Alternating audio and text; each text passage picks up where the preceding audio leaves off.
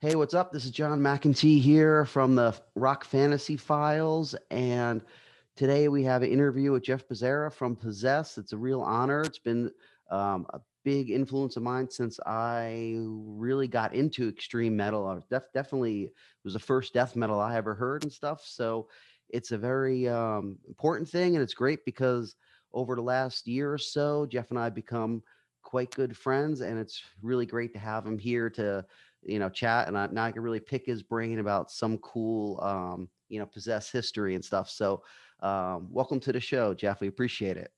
And thanks, John. It's good to be here. I mean, and it's really good to be here. I've been looking forward to this. Yeah. Thank Th- you. Thank you. Okay, well, I guess the first thing is just, is there anything going on now that we need to talk about or bring up? Well, I mean, right now everybody's just kind of shut in and writing. So we're just in writing mode. But the albums for us, it's a slow process. It's painful. So we're looking for at least 11 months out before anything. I mean, at the rock bottom. So Yeah. right now Well, we're just suffering for our craft and trying to be original and hoping there is something new under the sun so that we can put out the best possible music for everybody. And I think our supporters know that we're not going to rush anything because just we don't want to do take it right. 30 years again. No, I'm under contract, so I'm I'm already just past. teasing you. I'm already supposed to have one. Yeah, yeah. No, not 30 years. Hopefully. Yeah, yeah.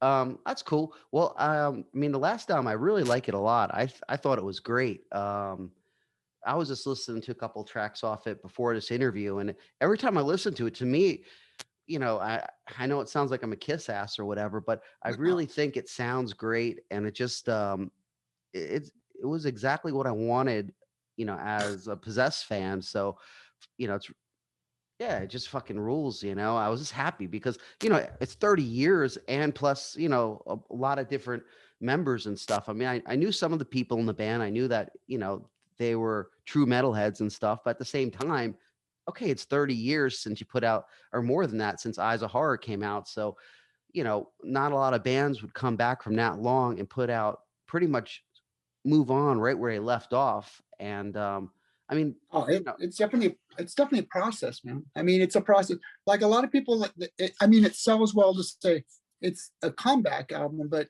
remember, everything's a process. We're like 25 numbers later. Like I'm struggling to look for the right members, and I finally found the right set. Where we can get along. Because I think that just as like as like a brotherhood, like you have to be friends with the people around you, or it's really hard to open up and get really creative, mhm. truly, like if you're paranoid, like even when you're super close, like we are, it's just like whenever you just put something out there, you have to be able to say, I have to be able to say, I don't really like that, or but I mean, Yeah, you can't have or people that are being oversensitive about stuff. You got to be able to that voice your opinion to make it the best it could be.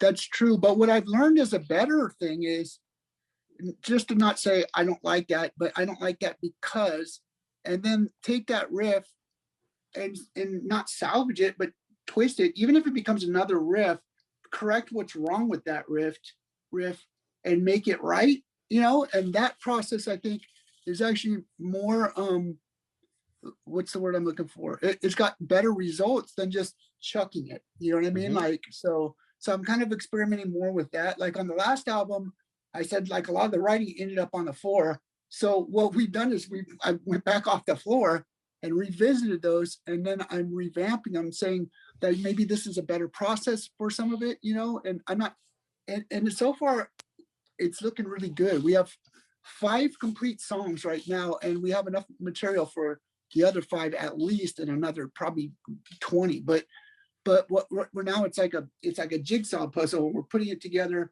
We have some riffs that are good as is. We have some that just need to be cleaned up. The process is, Yeah, there's so many ways from, it's impossible to explain. It's like a jigsaw puzzle, but it's fun, yeah, mhm. yeah. I, So I, I I don't know agree. where I I was going. think writing the material and trying to make it come out the way that you want it that makes sense for the band is it's a fun process. I know when I write stuff too, it's like, it's part of the fun is trying to put that puzzle together and make those songs really pop and be the best they could be, you know?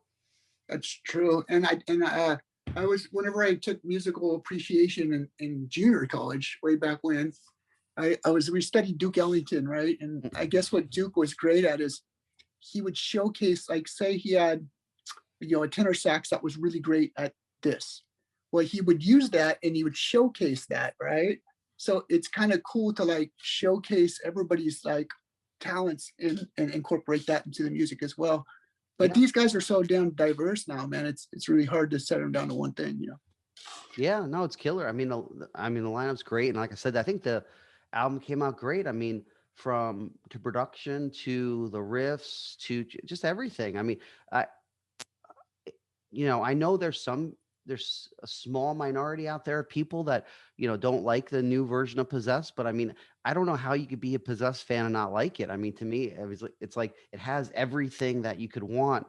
As a fan of the early albums. I mean, yeah, of course, it sounds a tad bit more modern, but I mean, it doesn't sound. It's not like it stands out crazy. I mean, it wasn't. I mean, the fact is that all three of the releases you did in the 80s, they all sounded different too, but this one sounds closer to what less. It's a less of a difference on each album.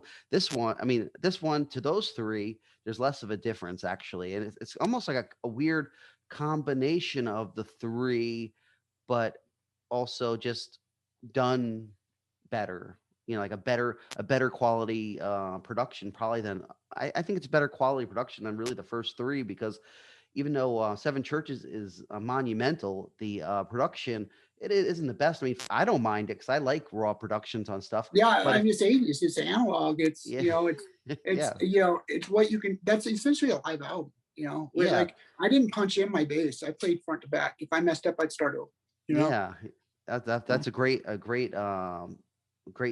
time when things were just analog and real and stuff. But anyway, I definitely, if someone out there is like, stupid and didn't hear the new Possessed album, you definitely should pick it up. I mean, or at least listen. I mean, now you can listen to it online, so you don't even need to pick it up. But the Revelation, what's it, Revelation of Oblivion, is great album. And I know the second I heard it, I was just like, yeah, this is the right Possessed, because I've heard the band through, some of its incarnations throughout, since you got back and stuff, and I was a little skeptical, to be honest with you, because some of those, were a little disappointing, but that, you made sure, but by the time you did the album, you got it right. But anyway, We scrapped okay, like the Crimson Spike, yeah, you know, but like it was a cool song, but you can tell when you play it live. And I think that because a lot of people forget, we've been together like almost 3 times as long as the original band. These guys really are yes, I more know, progressive. And so, and we were touring for 11, it was like 13 years by the time we put the album out, but we were touring for 11 before we even started writing. And then we started touring, like originally the plan was not even to make an album, just to tour and to fly the new songs and promote it that way. But then we started liking the songs, and you can test the songs out on the audience and kind of see how they like it or not. And so when the volume was up, and liking, then we said, hey, we're actually kind of proud of these. And so we made a demo and shopped it around, and the demo was like, I felt really confident about it, and when we shopped it around, you know, uh, I guess we gave it to all the people, and we got several responses back and talked to several different companies. But then Marcus Steigler, who owned Nuclear Blast back then, they sent it to him, and the email came back and said, "Christmas came early, sign them." And so we're like, yeah, So then, because yeah, to me, it's like Nuclear Blast is like a really great label for us because they're they're a like the great metal label. label. I Yeah, mean, no, they're they're a all great great. label. They're all great. There's the top labels, and they're one of them. So Yeah. yeah, I mean, I've really been happy. They've been really good to me, and they give me that latitude to write. And as far as it being Possessed, I think that people could really see, not to toot my own horn, but what role is in Possessed and always has been, so it's still me, so it's still going to sound like Possessed. I'm Yeah, kind of a one trick pony. and I do have to give props to the rest of the band too, because they Oh all did yeah. a great job of Oh my God. I mean Those guys are everybody did an amazing job on the album, and really it sounds to me like everybody worked really hard to make oh my sure that the God, yeah. album was top notch, so I Yeah, appreciate and all that. all these guys, Dan and Robert and Emilio and Claudius, not in any order, but equally, these guys are all veterans. They all deserve to be here just as much as me. I mean, everybody's worked their asses off to be here, and Yeah. this is a ruthless business, man. Like you spend Yes. 90% of your time in the dark, So when we get to peek our head up and we get a little bit of fame, I guess for fame, but remember, Possessed is a cult band. We don't hit that uber death metal fame. We're like cult status. We're like, mid to low. And so, it's fun. It's fun. I think it makes it almost better. It always feels like you're starting out. Yeah.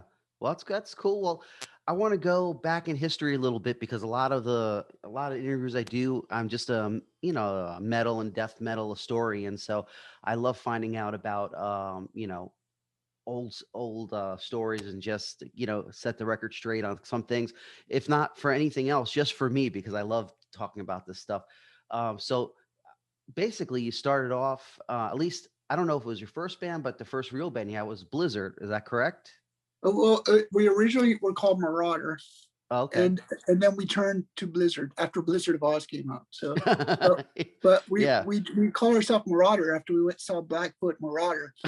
We were little kids. I was Yeah. 11 years old. So Yeah. So, yeah, I mean the band Blizzard, I I honestly I don't really I think I heard some of the material before. I don't know if you ever recorded anything, but I mean it's hard to say because it was a long time ago, and I definitely haven't listened to any they of the have a old. demo after I left, Oh, which is okay. funny because I left because I wanted to be heavier, and Yeah. when I joined Possessed, then they went immediately to thrash from rock. Yeah, So of course, so right? so I don't know. I think that maybe something I wrote may have made it to their demo, but I'm not on that demo, and it's different. We were playing like UFO covers and stuff like that whenever I was in it, Yeah, well, and then when I went to Possessed, well, I got kicked out, and then I went to Possessed immediately, and so I got super lucky. Like it was literally like the worst day of my life getting kicked out of Blizzard because I'd been in a band since I was 11, with yeah, Larry, for and sure. then I was just like, wow, like I overshot the mark there. And so I was just like I felt lost. And then luckily, Mike and Mike said, hey, are you Jeff Becerra? I was like, yeah. And they said, you want to come check us out? I said, yeah. So and before that, they were playing Priest and Maiden covers. They'd never even played a gig. Yeah. So, but Mike and I were both like wanting to go super heavy, and so it was it was such a shot. It was such a cosmic coincidence meeting Mike Trail.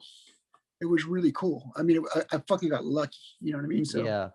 Well, so basically, Blizzard, while you were in it, was mostly playing like hard rock, heavy metal kind of covers and stuff like that, and yeah, maybe yeah. okay, yeah, because I vaguely remember, because I did a lot of tape trading back in the day, and I'm almost positive that I have it if I look through some of my old tapes, but I didn't know if it was something you played on. So I guess not. It probably was the thrash demo because I kind of remember it being thrash, but The only thing that's we tough. would have had was like a cassette player tape, and I Yeah, think I think those are all gone because basically we were just playing local gigs and parties and cake parties and stuff like that. Then we started getting bigger parties, like Gary Holt got us some gigs, and we played with Blind Illusion and Outrage. Outrage is like a pre-Exodus band, it was like Outrage, Exodus, and yeah, then Metallica kind of. They it was like a stepping stone kind of band, and we were playing some of the bigger shows, and our claim to fame was that we were little fucking kids playing grown-up music. So we were like, yeah, remember that band Musical Youth? yeah, yeah, We or were like like the musical youth of metal, you know what I mean?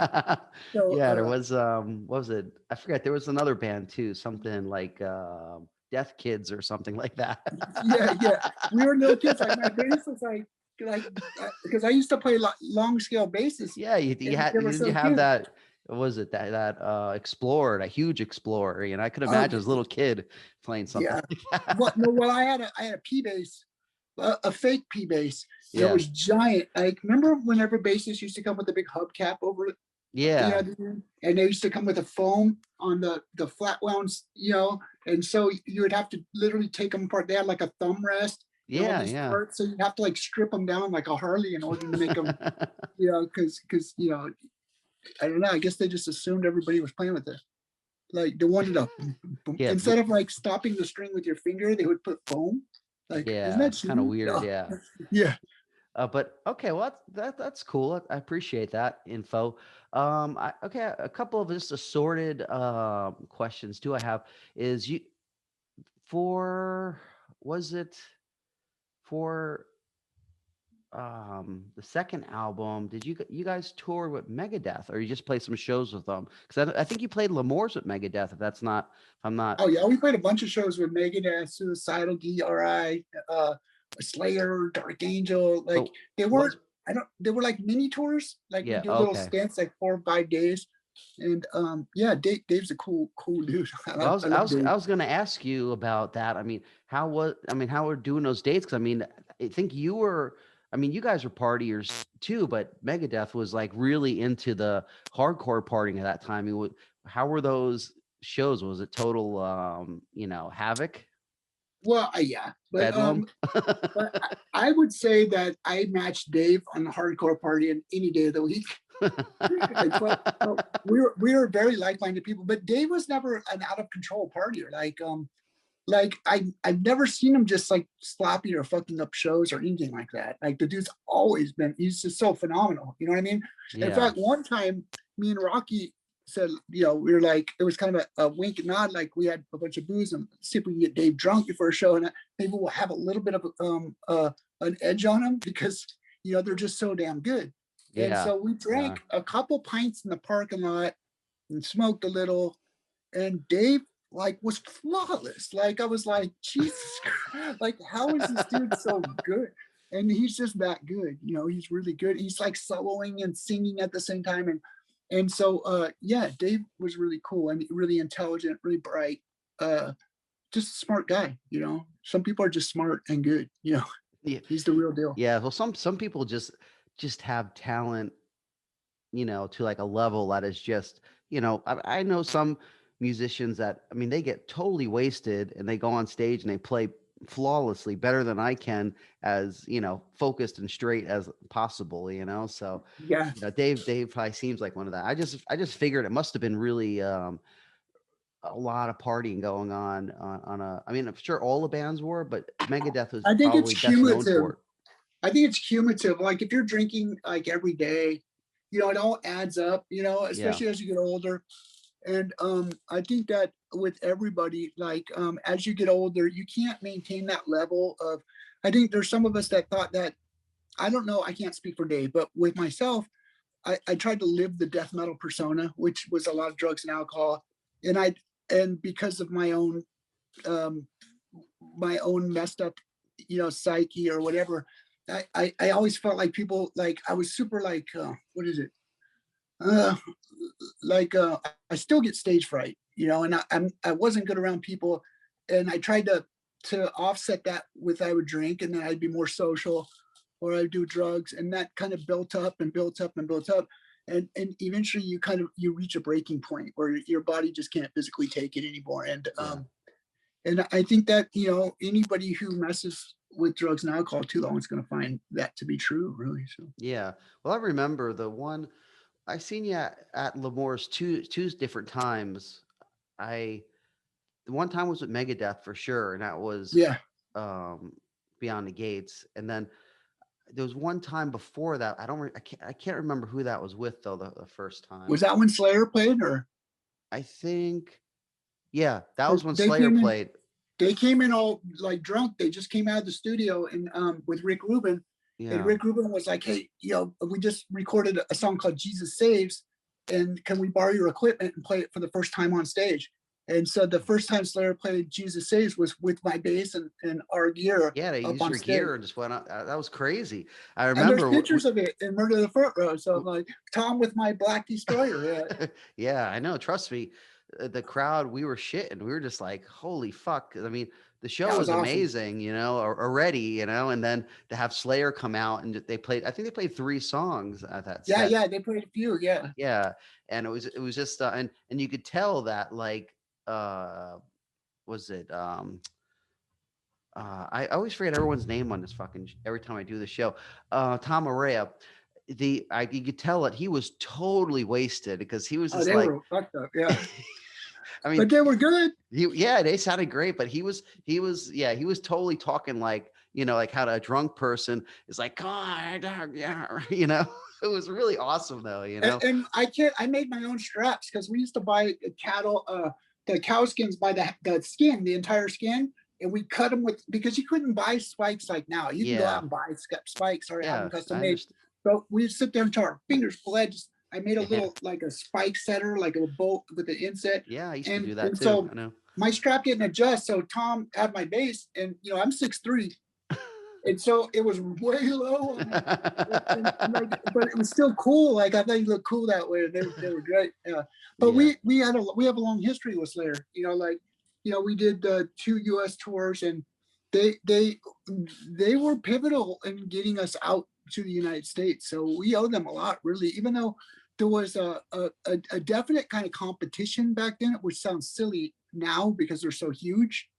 But back then, like Slayer would actually take the time to like bag on us, like Jeff would go like, yeah, the Possessed is just copycatting everything, and now we'd be like, well, obviously they can't tell the difference between what we're doing and what they're doing, And so but it was a healthy kind of yeah, brotherly like one-upmanship, So I always love those guys. yeah. Well, it seems like it was definitely a fun vibe though. I mean, the pictures and stuff you see back then of all you guys hanging out, it just seems like, it's it represents the metal scene back then where everybody was just, having a good time. And it was just like, Still everyone like that. was serious, but it just was a great, really, really great vibe. But okay, well, um, I also wanted to bring up the Dark Angel tour you did because I seen you with Dark Angel at CBGB's, Oh yeah, and we played a lot with them. I mean, for me that was really a great show because I was super into Darkness Descends. I thought that was an amazing album, and then obviously the watch you guys, and it was just I know the band pretty much imploded after that tour, which was you know devastating to me being a fan. But I mean, how was that tour? How was it touring with Dark Angel and just Which band imploded, us or them? oh well, I guess they're sing. I mean, Don Doty never showed up for the tour, so that kind of helps. But yeah, I mean, you guys seemed like imploded because it wasn't. It was fairly soon after that when I heard that you guys broke up. I don't Yeah, remember we the. were only together a few years, like so. I mean, Yeah, I mean, it was quick, Yeah, and after Eyes of Horror, we were going our separate ways in Eyes of Horror. So was I really was didn't it even was see that them. happening before though? Like when you were recording Eyes of Horror, was the tension really bad already? There was never, well, there was always tension, but it was a healthy tension, I mean, I love the guys. I still love them as brothers. They may not. I know Larry and me are still thick as thieves, and I never had a problem with anybody. But I think I think what happened was not everybody wants to be 52 years old in a satanic death metal band.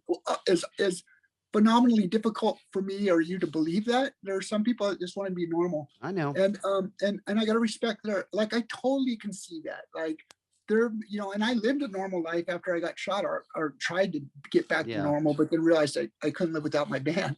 So but I understand where they're coming from. Like some people want to make bank and have like nice shit, and that's just not me. I have a really Spartan existence, and I just want to be on the road and play.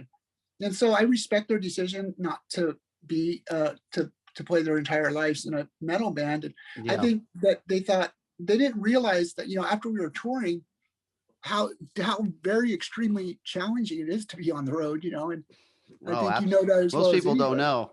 Yeah, like I did Concrete, and I mean, you know, when you drag in and you've worked so hard, you can barely even move, and you sleep in your pants and you still have the duplex nails in your pocket and your boots on, and you Yeah. go, good, I don't have to dress, and you go back to work. Well, it's like that, but worse, you know. It's so a lot of people think it's easy. And it doesn't matter how much money you have, you still got to cop those planes. You still got to lose sleep. There's no easy Yeah. way around it. So, Yeah. It's not, but it's but definitely I not for love it. everybody. I'm not complaining. I love it. I love every Yeah. minute of it. Yeah. So What but so I mean, was it, I guess it was cool. I mean, you said you were friends with Dark Angel too, so I get you guys had a good time with that tour. oh yeah, I'm still friends with those guys. They're great. Yeah, me and Gene and and um and Don they had two singers back then They had because Don, and then they had, yeah, I forget what the guy after Don was, but yeah, he would he fill played on in Leaf when one Scars. lost their voice, then the other would fill in. So so I didn't have a backup plan. Like if I lost my voice, I can remember. You know, I don't lose my voice anymore. Well, upside Yeah. down cross, whatever the pentagram or whatever. But I remember I literally couldn't make a before the LA show. I'm sorry, I'm spinning off. I do this, Oh, it's but okay. I couldn't even make a peep. But I figured out if I shoved my Adam's apple this way, that I can make a noise. Really? So so I was playing the bass with one hand and holding my throat over like this to sing, and I made it to the show. And then later on, I found out that if you take piping hot 7-layer French onion soup, that even if you lost your voice, it'll get you through the night. Awesome. Awesome. Yeah. Yeah, so You kind of got to just figure out what works. It's kind of like trial and error, you know? sing Uh, where it doesn't hurt. Yeah. yeah. And I also, I know another monumental show you played was World War III. How was that? I mean, that must have been pretty badass. I mean, Montreal back then was a great place for Oh my God. extreme Yeah. metal and stuff. We had no idea. Remember, 16. That was in '85, so I was 17, and I didn't really know. Like I knew who Hellhammer was because Tom had sent me the Hellhammer demo. I Hmm. don't know if that even exists on the market anymore, but the one that Tom sent me was literally him playing guitar. It sounded like with like 3 fuzz pedals on and Yeah. through a bass amp, right? It was like it was Yeah. super cool tone though. And it was like and he was keeping rhythm with a bass drum. Boom, boom, boom. And he was singing and I loved it. Like I was like, wow, it was so rudimentary and so heavy Yeah. and so cool. You know what I mean? And so I really loved Hellhammer. And so uh, when we met up, with there was Destruction and Celtic Frost and who else? Voivod and Yeah. Nasty Nasty Savage. Savage. Yeah. Yeah, and so it was really cool. And there's still some live tapes going around, and Yeah. I think there's actually a live album. But I remember Tom was telling me, and I've told the story before, but he said that Mark Nang is a black belt, and we got into it last night. We were drinking, and he spin kicked me and broke my jaw, so I had to be in the emergency all night, and they had my jaw wired shut, right? But his mouth was moving, so I think he was bullshitting a little. But Yeah. it was a cool the way the guy, like you start picking up on how people project and sell themselves as like we're all carnival barkers when it comes down to it, right? Like everybody back then, everybody had some sort of gimmick or sales. You wanted to really, and the king of all of that was Nasty Ronnie. Now, Nasty Yeah. Ronnie, it was like, I don't want to say this in a bad way. It was like a budget Kiss show, but better because It was more he did shit underground. like he had 2 guys up in the rafters. Their sole job was to squirt the foggy fire extinguishers Oh, and to really? throw bags of confetti. So they were just up there in the rafters throwing confetti, squirting fire extinguishers. And then, but I learned very quickly why they had fire extinguishers all around him because he had a candelabra. He had the humongous face mask on, the iron mask. Yes. He was a wrestler with a spiky steel jock strap, and he was big strapping lad. And he would take these hollowed out TV sets and throw them up in the air, and they would spin. And he'd smash them over his face. And, and you know how hard it is to break a TV set. Well, he had blood streaming down his face, all on his chest, and he would take this candelabra and he was singing, and his hair goes up in flames. The dudes are motherfuckers are right there with the fire extinguisher, like it's like common everyday shit. There's blood, confetti, and he's just like gladiator, do the Yeah. gladiator. I'm just like, holy shit! Like to my 17-year-old eyes, that was the coolest shit I'd ever seen in Oh, my entire life, right? And I was like, wow, you think you're good, and then you see some shit like that, right? And then to top it off, the next day I'm all hungover, right? And you know, I'm walking by and Nasty Ronnie's like, Jeff. And I look over, he's got his bedroom door open. He's laying on the bed with the comforter over him. He's like, check this out. He throws back the comforter. He's got three little petite, beautiful French blonde girls in bed with them naked. They're just all naked, laying there in bed. I'm like, damn. Like, like how are you supposed to top that shit? Like and that was Nasty Ronnie. Like he wasn't posing. I don't know if he was posing, but at that point, the dude was a one-man circus, man. It was cool. Yeah. No, Yeah, that's great. And I loved that early Nasty Savage stuff. I mean, those, especially that first album. I was just listening to that the other day. I was like, holy crap, this is really fucking good, this it album. is. It is. I liked them before I even knew their music, though. I mean, like whenever I saw him on stage, I was like, wow. And then he would hit those high notes, Yeah. like that was like, I don't know, man. It was like a riot note, and the King Diamond note, but it wasn't like the poser high. It was like Yeah. this, like just like a horn Yeah. or I know what something. you're Like saying. so cool, man. You Like always want to go like that when he says it, you know? It's yeah, like like it was. gladiator. Yeah. Or I can't do that. My range is the gone. Metal Knights. But Oh, that's so great. That album is just genius, really, especially for its time. That was actually really an original sounding album because you listen to it, like even the guitar playing it has a lot of these like Egyptian type riffs on it, and a lot of pre almost death metal type yeah. sound. Like you even tell Chuck was really influenced by because you hear some of his Oh harmonies, and, yeah. and they sound just like Nasty Savage, like Oh yeah. from They were highly influential, no matter what anybody says, yeah. on the Florida scene, because they were Florida, dude. They Yeah, were they the were kings of Tampa. Florida, dude. Yeah. Yeah. And you still look at David Austin, right? Like he'd just be chilling on a sandy beach, like he's a Florida boy, right? And, Yeah. Florida people, like from Mike Leon to Chuck to, there's a certain vibe down there. I don't know if it's something in the water, but there's just like a super pimp vibe, like everybody's awesome, Well, I don't know if that's, he's just like the CEOs of cool would be down there. Yeah. And Yeah. it's a different vibe than the San Francisco. Like San Francisco's cold and like, I don't know, but we're all still like, the California and Florida, I don't know. They're different. They're Yeah. different, but the music is great. Well, I was gonna since we just coincidentally brought up Chuck, I wanted to ask about. I know Chuck, moved to California for a while to jam with Chris Reefert out there, and I guess you hung out with you guys and stuff like that back then. I mean, Yeah, was he? he lived at the Possessed Fan Clubhouse in Antioch. Oh, okay.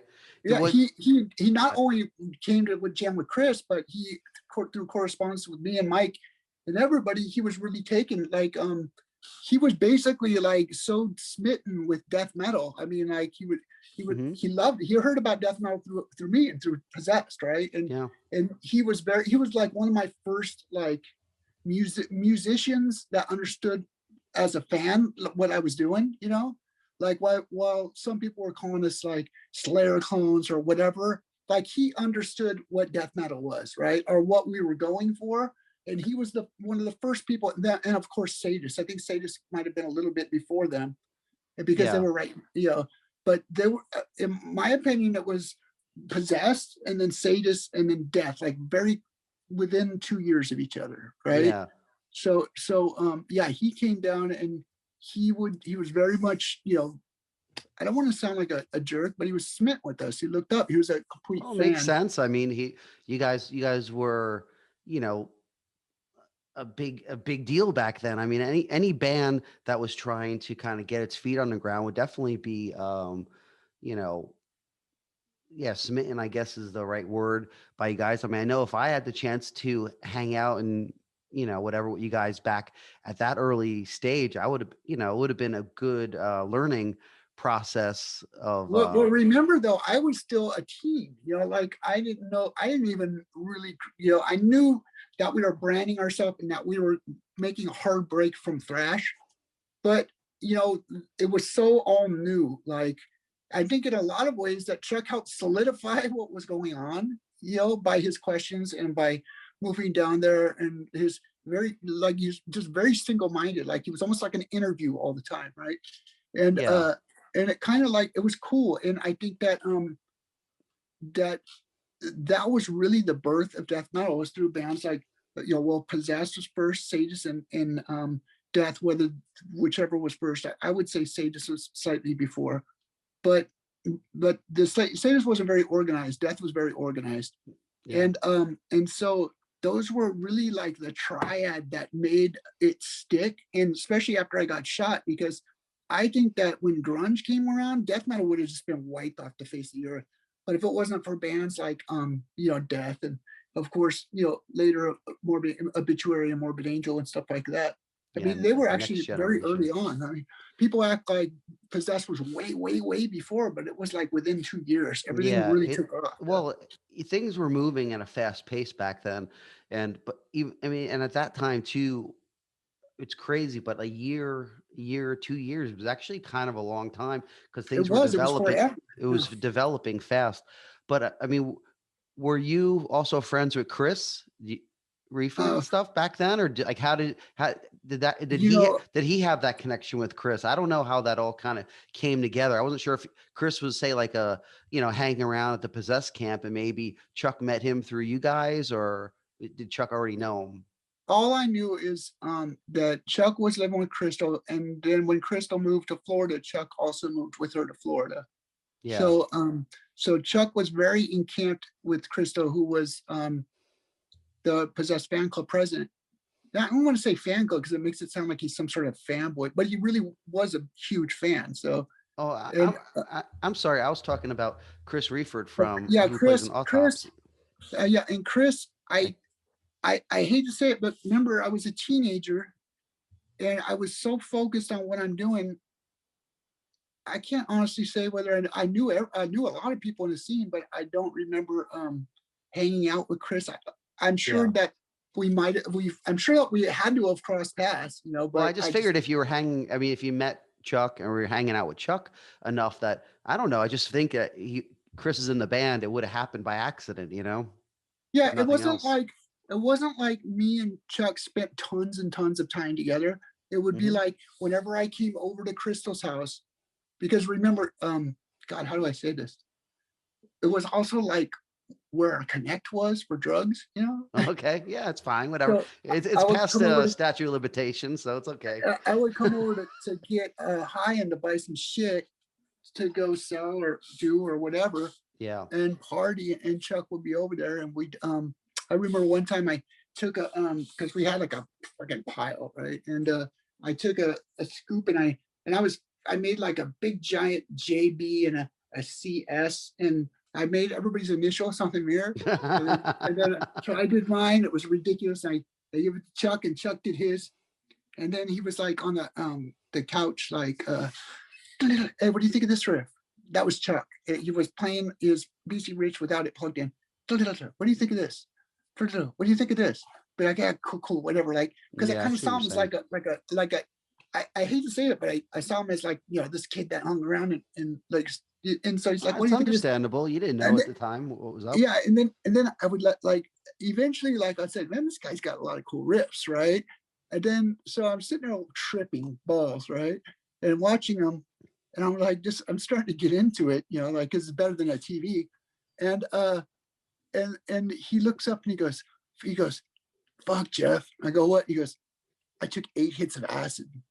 And I was like, holy shit, because I was out of my mind, right? So Yeah. just to imagine him being that high and that good, he was good. Yeah. That kind of sells it for me. So, Oh, but he was that's really cool. cool. Yeah, and I remember he was in the precursors of Scream Buddy Gore and stuff. He would show me some recordings, and he'd be like, Jeff, listen, I sound just like you, and he was really proud of that. and I was proud of him and for him. And I was also very flattered, you know, Of course. and so while our time was unfortunately limited, I really did love the guy and I respected him and I thought he was great, you know. Yeah, well, I mean, he ended up making a super big impact on the metal scene. I mean, people from all different styles of death metal are influenced by death. So, I mean, that's something to say. They're Um, giant. They're giant. They're Yeah, I mean, huge. it's you have the old school people like me that really like the scream bloody gore demo kind of stuff. Then you have the the more technical type bands that are really into their later material. But it's really amazing because there's really no death metal band out there that doesn't get something from death, one era or another. It's a really we actually did a show on death on the fantasy files, and it was just really to hear everybody's stories about what the music means to them. And it's just crazy because he changed the styles a lot with that band, and each Yeah, yeah. style had each style almost started its own thing. Like Yeah, oh each yeah, album. there's so many styles of death metal now. Yeah, The New York vibe, the Florida vibe, there's the California thrashy vibe. But remember in the beginning, like everybody had that. I mean, OSDM in and of itself, part of the exploit or part of the definition of that is it has thrash vibe in it. Listen to early Cannibal Corpse, yeah, listen to oh, early absolutely. everything. There's a lot of thrash there. Yeah, My logic was why throw the baby out with the bathwater. I like those melodies. yeah, I just didn't like the bouncy, like happy thrash. I like the straightforward I and agree. to even it out, make it more death metal, you know. So, I, but yeah, I if you want agree. to get the true story, talk to people like Cam Lee, you Yeah, I know know, Cam, of course. and of course Gene Hoagland, and Yeah, uh, and they will tell you, you know, how it really went down, and you know, beyond all the revisionist theories and everything like that, because it was a hard campaign after I got shot to delete me off the map. You know what I mean? Like whenever I left, everybody knew that Possessed was the first death metal band. When I came back, we were gone. Like, and so there's actually a story behind that, which I don't want to say publicly because it's dangerous. There's so many death fans. I don't want to mess with that. Like, I don't want to mix it up to say that I didn't love and Chuck or anything like that. I think that everybody, but the history is important. You know what I mean? yeah, And it of just, course. like I said, it doesn't really matter, you know, who was first or whatever. Even though it was us, it matters that death metal is so much more than Possessed now. It's not just one band. It never was just Possessed. I mean, at the beginning it was Possessed and Sadist and Death, Yep. and I know. but now it's like it's. I think that the more diverse, I think it's the most exciting or at least one of the most, if not the most exciting genre in metal right now. Because while the untrained people might say, "Oh, it all sounds the same," or like Yeah. a lot of people make the mistake of saying, you know, my local scene is the only scene, but if you look at it a global perspective, it's going everywhere right now. So I think it's cool. It's a really exciting time for death metal right now. When Possessed broke up, was there plans for you to do something after that before you got actually had the tragic accident? I mean, it was an accident. I got shot twice by two different people, but I, but I mean, like, you know, like I'm unhappy not being in a band. So, but before I could really get it together, I was trying to get my life together too, because I think it really kind of hit me. I was aimless and lost after the guys all quit on me. Mm-hmm. And because remember, I was very much wanting to take Possessed to the full limit. We were like neck and neck with Slayer. We were selling. Everything was great. We were being looked at by Yep. like the majors. That's when the majors were snapping up everybody who was somebody, and everybody quit on me. I was like, fuck. Like I begged them to stay, but they didn't want to, and you can't make people do anything. So I just kind of like trying to find myself and struggling to keep my head above water. And you know, I was doing concrete, and I forget what the question was, but Well, I what just was the want to know question? if there were Yeah, like very much. immediate Yeah, plans afterwards. I wanted to get it back together, but unfortunately, I was shot twice, and that set me off. And then, Of so course. it'd be like 17 years before I could get it back. But by the time I stopped trying to kill myself and with drugs and alcohol and feeling sorry for myself, like an idiot. Like, I think it's a part of a process of PTSD or whatever. I don't believe in all that shit. I was just not dealing with it well. And once I just decided, like, hey man, I got to pick myself up by the bootstraps. I was trying to write, but it's like if you're dying of thirst, you're not trying to write poetry or music. You're trying to think about water. And if you don't have the money and food, and so I needed to get back on my feet, so to speak. So I decided to roll down, and I I found out some information on going to junior college, and they sent me down to take an IQ test at vocational rehab. I passed the IQ test, and they waived my tuition. And I figured, I would go to college and try to get my mind right. Hmm. And I actually did really well. I made all straight A's. I was one of 20 gold robes. I graduated to the honors and president of my class, and I did really well in college. And when I came out, I was firing on all cylinders. And then, I worked at a hospital for 11 years. But towards 2007, in the middle of that stint at the hospital, I got approached by Sadistic, and they wanted me to do a cameo, and it was just like, it was perfect. Like, I was like, this is, we did the cameo, and the response was really great down in Hollywood. And so we said, let's do a whole show as Possessed, and that we started firing off. And so it was a process. Yes, I wanted to start right away, but because of the situation and what had happened to me and around me, I needed to get right.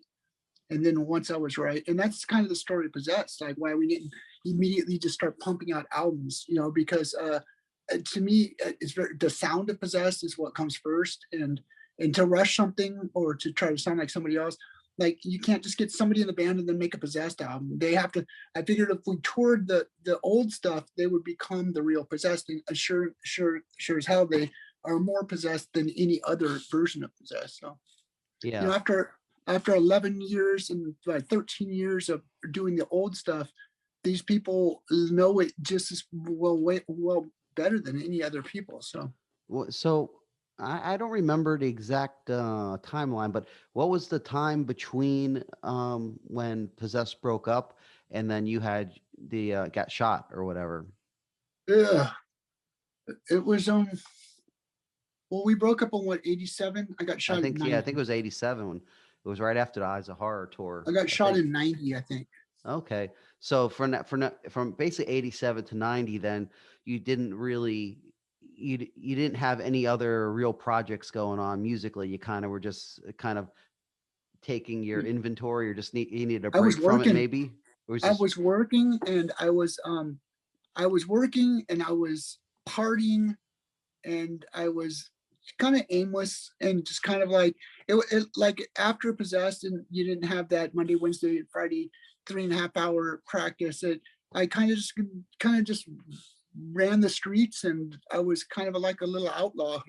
yeah. I got all into what I was doing, which was not necessarily the right thing to do or the legal thing to do, but I spun off into that world, and I was very much into it. I had but I was still playing, and people still knew who I was, and I would be still jamming. Like, I'd go down to the Aftermath pad and jam, or I'd jam with Blind Illusion, or like I'd go talk to the Heathen guys, or I'd go hang out. Like Mhm. Kurt lived around the corner, and so I was still jamming everywhere I went and kind of looking, but it just I couldn't seem to pull anything together. And I was also working full time doing concrete, and trying to make ends meet. And Yeah.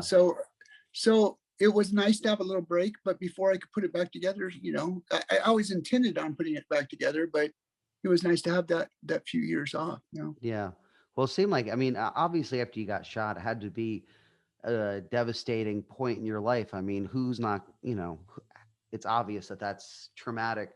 And I mean, it makes sense why it took a long time for you kind of get back to where you're at. I mean, to be fair and honest, it probably was even difficult for you to feel comfortable showing yourself in, say, a more vulnerable situation than you were when, people seeing you as a young kid, then they're seeing you in your wheelchair. And it Oh would, yeah.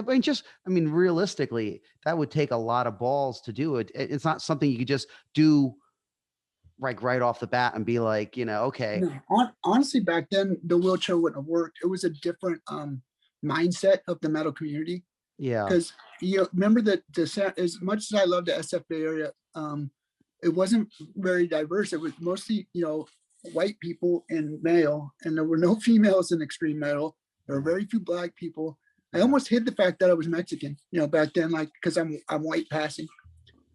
It was very, like it was definitely a boys' club. Like I'm still amazed seeing how great and diverse the metal is now. It's like It's a lot it's different, yeah, great, for But it was sure. a different set, and I don't think that back then I could have went up in a wheelchair. I don't think it would have worked. I think people would have went like, yeah.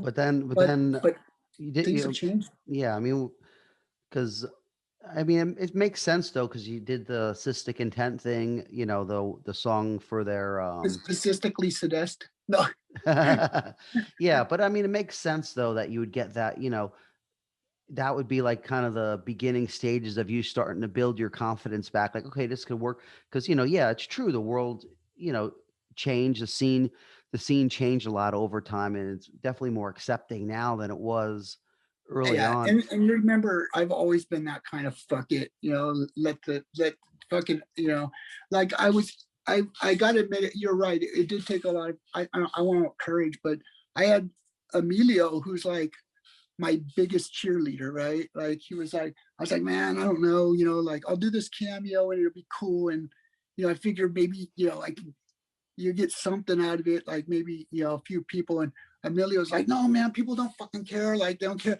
Like he was like right there, like, Yeah, come on, giving man, come on, being your boss, come on, boss. cheerleader. Yeah. Yeah. And so I owe a lot to Emilio, man. Like, yeah, like I'm not sure. I don't think I would have came back after that if it wasn't for Emilio. Like he was really cool. Like and we bonded right away and sadistic. And of course, whenever we kind of broke that relationship off, I had to take Emilio with me. Well, he wasn't about to let me go without him, so Yeah.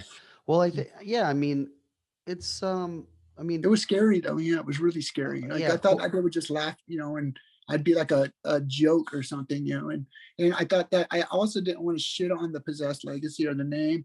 And everybody was telling me like, don't do it, don't do it. And but as an artist, like you're not just gonna stop. Like all that work we put in, and I like the Possessed name. I owned the Possessed name. I always have the copyrights, and so it's mine.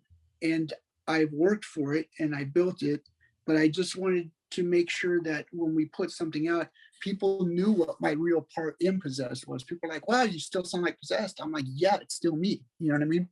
So so whether I got credit for anything, other than lyrics or whatever, I know that when I joined Possessed, they were very rough and they never played a gig. And me and Larry, even though we were young, we had gigged and we were, professional, even for our young selves. We were the professional ones.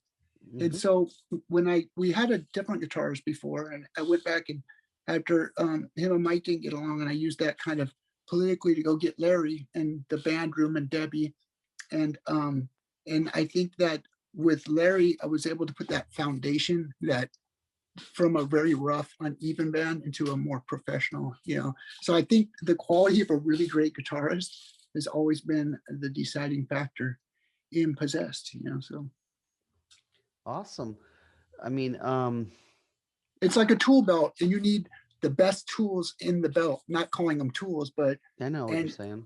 and a great guitarist like a Larry Lalonde or Danielle Gonzalez like is a lot. I mean, as much as I love Mike and he was a great writer, he didn't even know a major scale. Like he was great in his on writing because he was untrained. But you also need, these days people can play. Like you can't get away with that shit anymore. Yeah. So Yeah, no, I think Dan does a great job. Obviously, Mike Terrell was a big influence on me as a guitar player oh, he's early, awesome. He's early amazing. on, so, He is amazing. Yeah, you like know, listen to some of the stuff he writes, like on Beyond the Gates. It's like like who would ever think that would be heavy? You know what I mean? Like I would have never thought of that, you know, like it's like Yeah. that's not heavy, but then you put the vocals over it and you're like, wow, that actually It works, you worked. know? Yeah. Yeah. It's so weird, it's cool, yeah.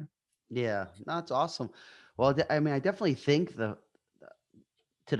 now it's like, you're kind of an example of not letting, the suckiness or the shit of life kind of hold you down from, doing great things. I mean, especially not just the fact that, live the band sounds great, but with the new album sounding so killer, it's just like, you basically told the world and everybody to fuck off, and that, um, Or more you're like, gonna I do think it what was you want more to like, do.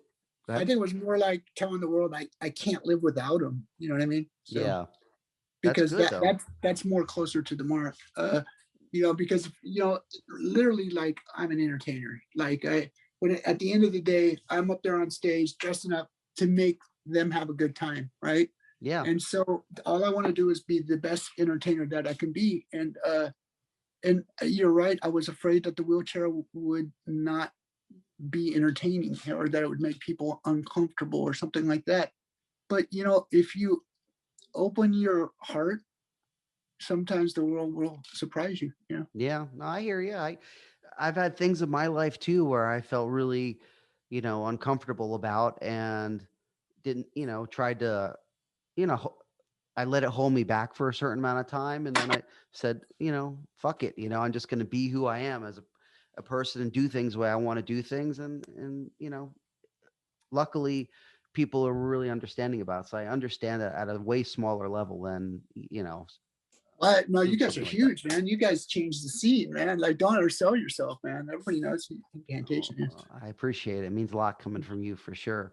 Mhm. Um, yeah, well, one question going back to, I know you had Debbie Abono, Tormat was a manager for you guys.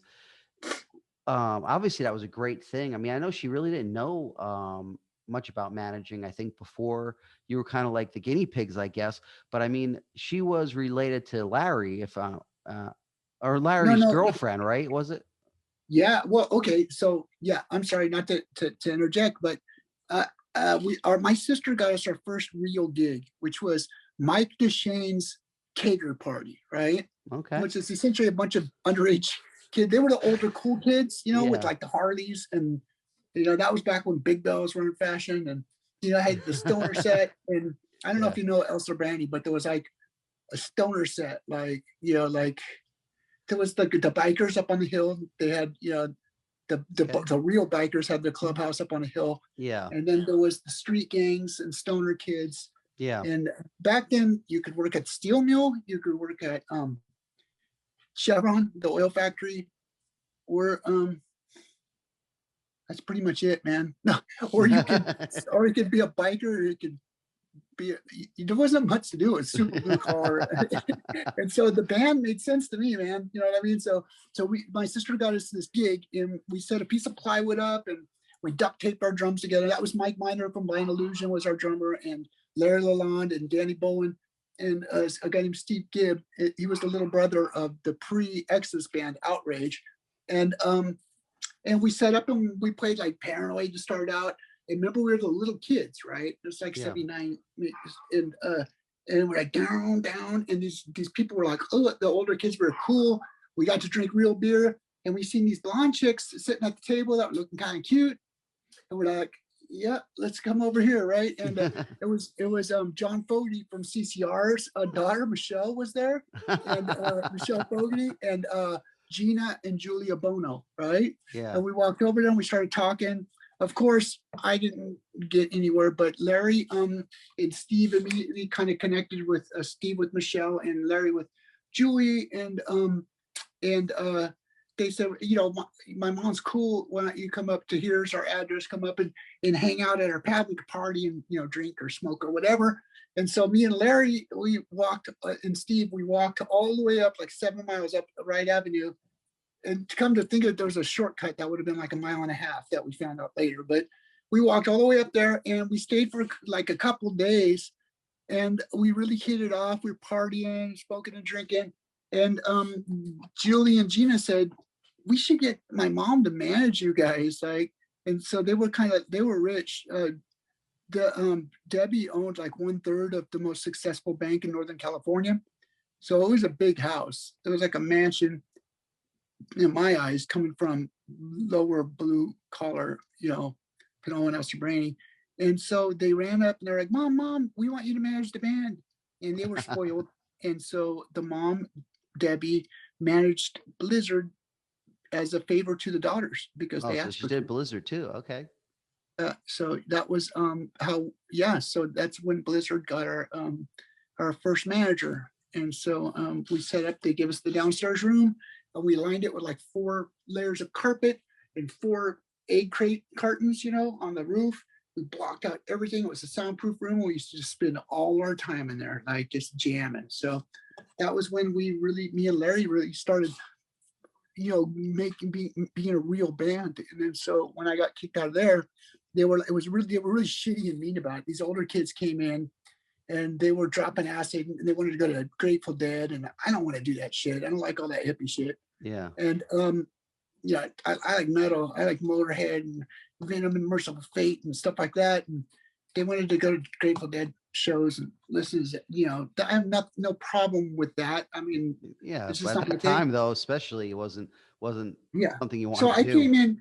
I came in and my roadie was playing my bass, which I didn't even want him touching my bass, and unless he's cleaning it, and not to be a snob, but they were like, oh yeah, well, we decided we don't want you anymore, so you need to get the fuck out, leave all your shit, and just unceremoniously acted like I was nothing, even though I started that band, and I was very hurt, and now Larry was the kind of guy that would look at his shoes, like nothing was really his decision, but it was these older kids that were bossing everybody around and pushing the timeline.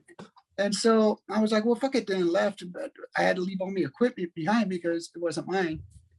And then I hooked up with, a couple weeks later, Mike and Mike came to my school searching me out because they heard, I guess the word got around, it's a small town, that I was a free agent. And they came and they said, hey, you want to come check us out? And I was with my girlfriend, and I was leaning in the Pearl Valley High. I remember I had my hands in her Rag City blue front pockets. I was thinking, man, I could feel her thumb underwear, right? And I was like, yeah. And she later became Miss Bikini Pennsylvania, by the way. This is how small the town was. Now, Pam, older sister, Janine, was the girlfriend of Barry Fisk, who was the singer for Mike and Mike's first band. I don't know if they had a name or whatever. They weren't Possessed. There was no Possessed until I came in. But they had broken up and he shot himself in the head and killed himself.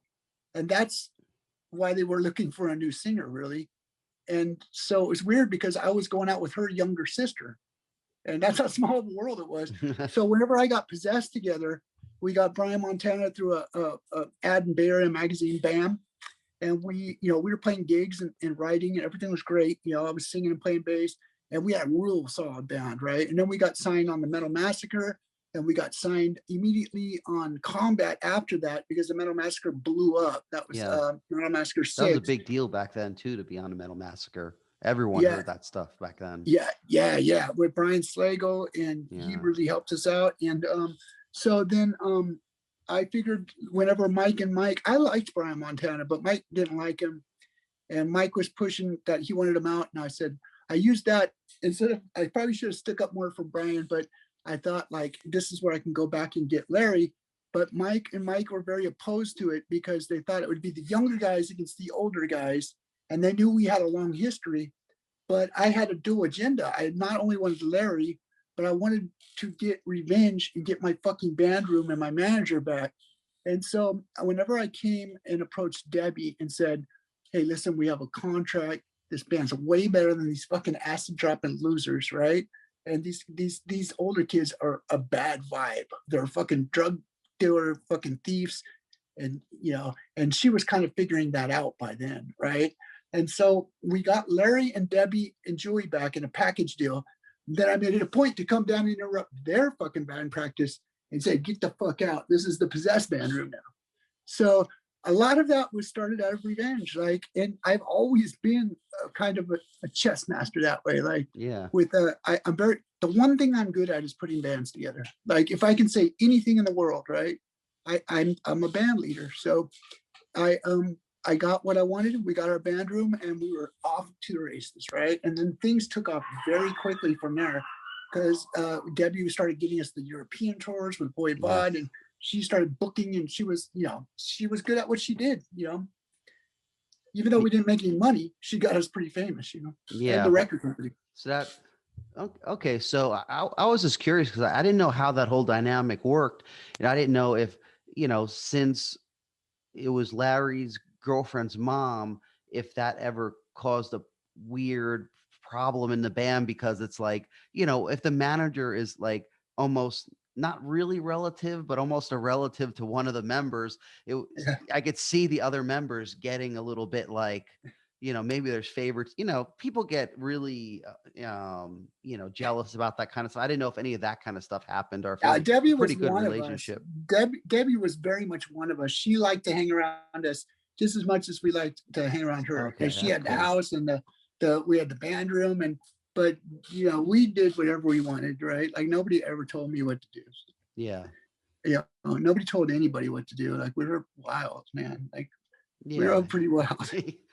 Yeah, I think everybody was back then. It's just a different time too, but Yeah, yeah, definitely. that's cool. I have one last question for you.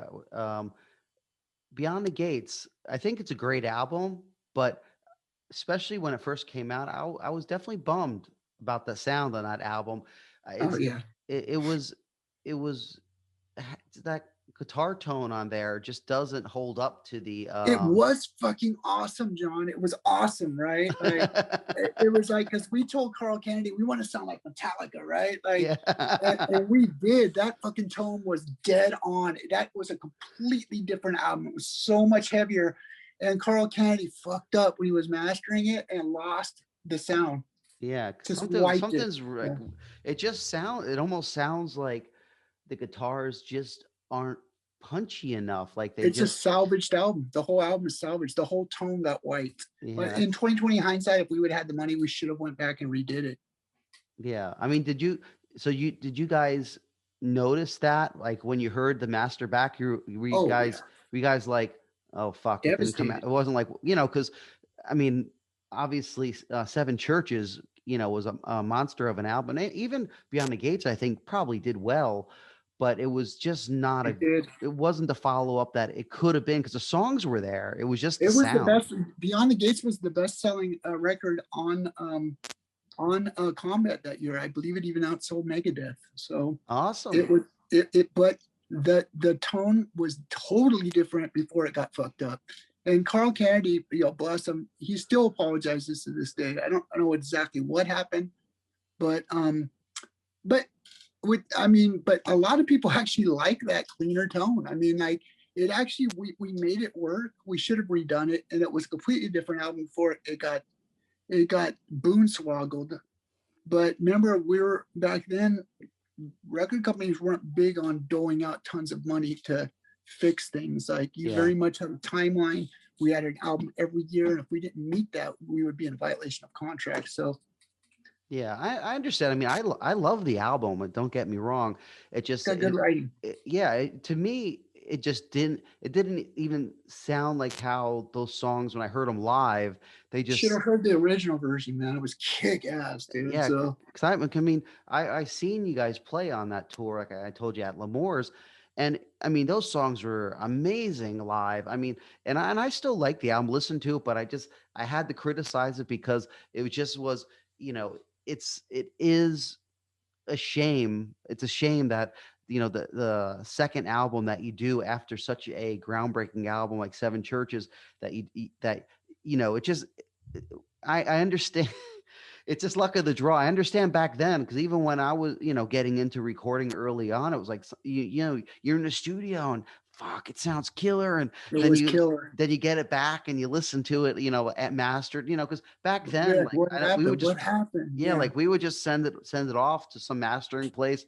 They would do it and send it back to us, and we'd be like, And, we Well, already paid them like, whatever, like thousands of dollars for so you everything. know what's up. You know what's up. Yeah. So- You have very little creative control. That's why now, I mean, I have creative control. It's part of the contract. But the thing with Nuclear Blast is like if we came back with an album that didn't sound right, they would decline it, and then it's on you. You know what I mean? yeah. So it's stressful, man. Like everything's on the musician. It always has been. Like if there's budget problems or whatever, like it's like the only way. I mean, I'm not complaining, but like these bands that get rich, anybody that knows the music scene. Sorry, my chair is squeaking. But Okay. the only way to make money in the underground scene is you have to get everybody around you rich first, Yeah, of and then course. and then Yeah. you'll start making money. Yeah. Yeah. If you're able to make other people rich, then they'll start giving you some money. That's true. And if you're smart enough to like, keep, own a life like yourself, like, Yeah. like I mean, a lot of people don't like the way I play the game, but for me, Nuclear Blast is a perfect label because everybody takes their pound of flesh, but at least, they leave us, what we need, so. Yeah. No, I mean, from everybody I know that's on Nuclear Blast, I've heard yeah, only positive things really. So, and Yeah, that's and you know what's weird though is people go, "Oh, now that Possessed is on Nuclear Blast, you're going to sound cookie cutter." I'm like, you obviously don't know what the fuck you're talking about because this is how it works. They float you the loan, and they say come back with an album.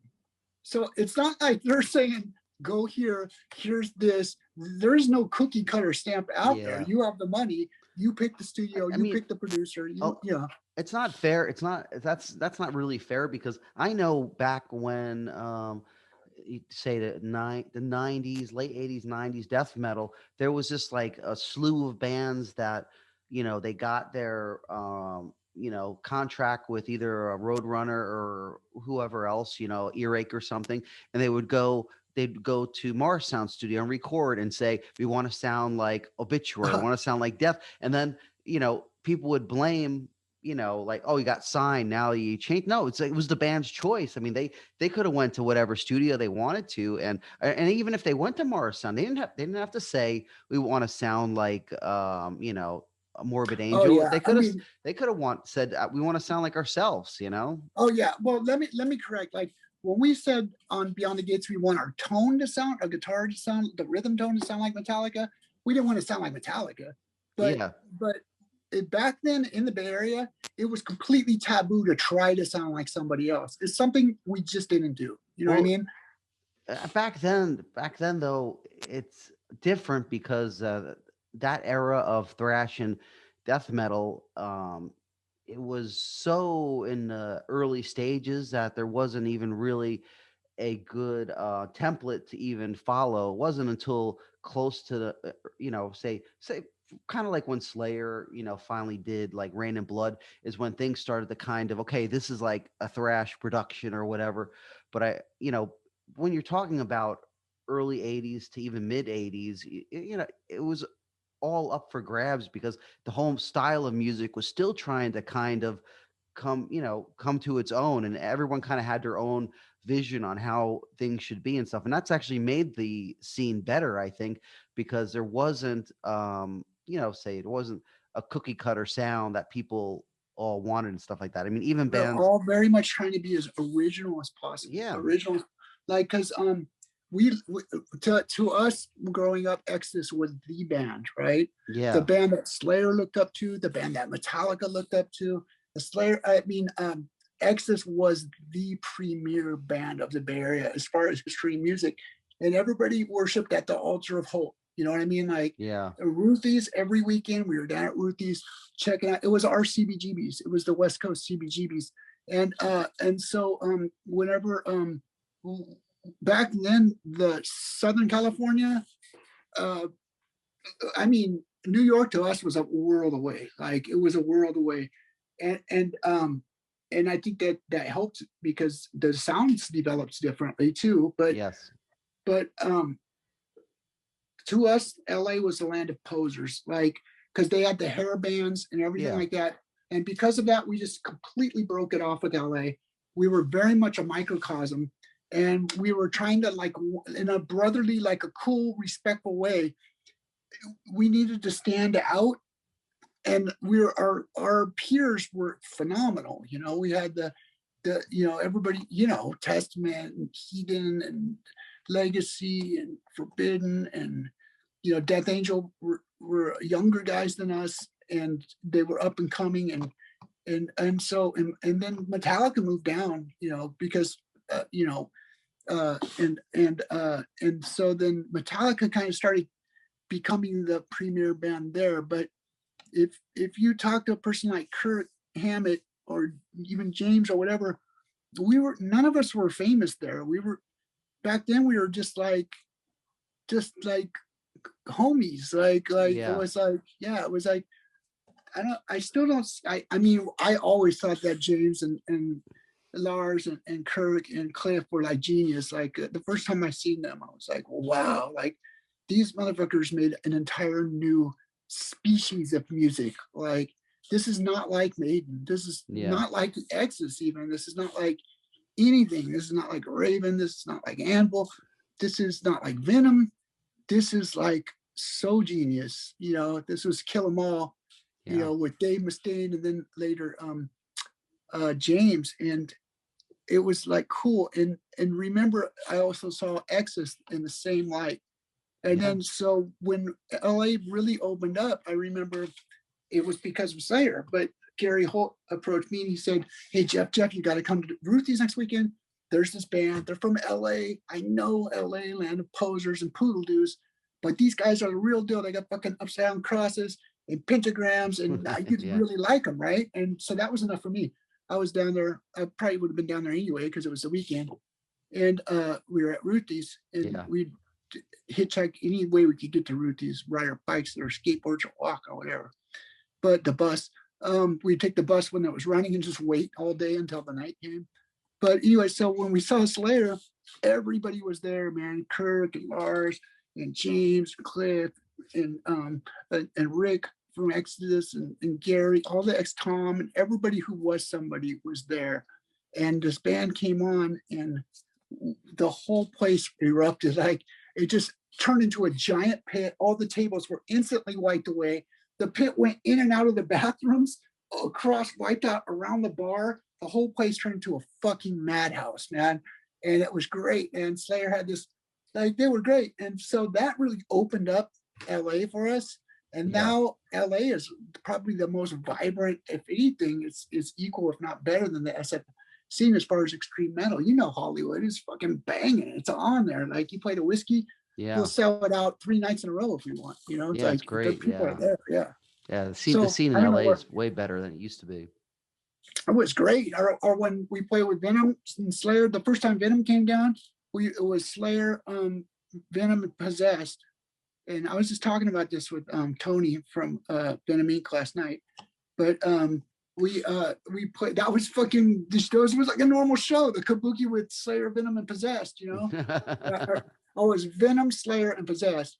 And I remember after we played, me and Cliff were up in the nosebleed smoking a joint, Cliff Burton. And we're just watching Venom. And these were like regular days. Like nobody was really famous. I mean, Venom was from Europe and they were pretty big. I think that year they were like the Guinness Book of World Records for independent record sales. They were like huge. Yeah, right? Venom was super huge at one point in the 80s. I mean, they were the shit. Yeah. They were the rightfully shit. Rightfully so. That was great. I mean, I love that early Venom stuff. Fuck. The scene was just crazy cool back then, and it's crazy cool now though. I mean, like to be honest, Possessed is way bigger now than it was back then. We were just above a garage band back then. So I'm loving life right now. I'm not gonna lie, it's great. Yeah. Well, that's awesome. Well, thanks a lot for doing this interview. I should probably cut it. It's figured it's over an hour long. So, but but it's great though. Cause I really wanted to hear about some of this stuff and I think people really enjoy it. So thank you very much. And, I guess, just like the Possessed, Instagram page, he's trying to get that one over 100,000 or I think we're like a few hundred off of 100K. So it's just Possessed _official. And then go ahead. Go to the Facebook, Possessed official Facebook. And I think we're at 416,000+ there. So, we just got the Facebook. I'm really trying to work on the Instagram though, because I like that. Yeah. I think it's a really, really great way to connect with our supporters. Same with Facebook too, though. Yeah. Yeah, it's killer. Well, thank you. I appreciate it. And yeah, just also like and subscribe to the Rock Fantasy Rock record fantasy. store page. And you know, yeah, just support fucking metal, buy CDs, buy shirts from either the bands or buy from independent record stores. Try to buy your stuff from places besides Amazon and some of the big box places. Support, underground, support people that really like music and stuff. And again, I totally appreciate having you, Jeff. It's super cool. Um, Getting to do an interview with you is, the 16-year-old me dream come true. I would have probably had a heart attack if I would have even talked to you in person back then, because Oh, dude, we're peers. I look at you the I same exact way, dude. but I totally appreciate it. Thank you very much.